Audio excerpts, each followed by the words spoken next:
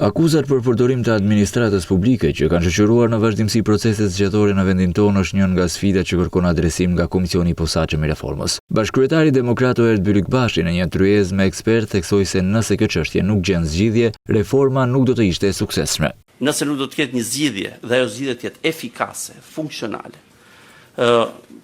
nuk do të kemi bërë. Ky komision reforme sigurisht nuk do të përmbushur një nga çështjet kryesore që ka, dhe Shqipëria nuk do të ketë zgjidhje të ashme dhe në vijim, pra jo vetëm ato të ashme lokale, nuk do të ketë zgjidhje.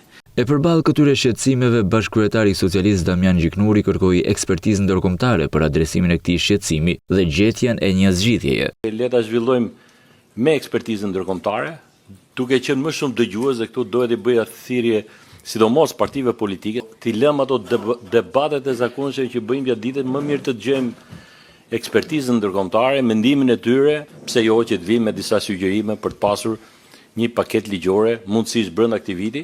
Komisioneri shtetëror i zgjedhjeve Ilirian Celibashi kërkoi ndryshime në kodin elektoral për ndarjen një herë mirë të shtetit nga partia.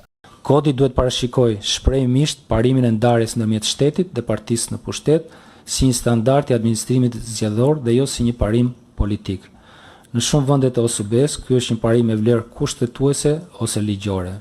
Dhe mendoj se edhe në legjislacionin shqiptar duhet të ecet në këtë drejtim. Pikpamja ime në lidhje me këtë diskutim është se reforma e ardhshme zgjedhore duhet të kalojë nga një sistem që fokusohet kryesisht në monitorimin e aktiviteteve publik drejt një sistemi që vendos rregulla të qarta materiale mbi sjelljen e institucioneve publike gjatë periudhës zgjedhore.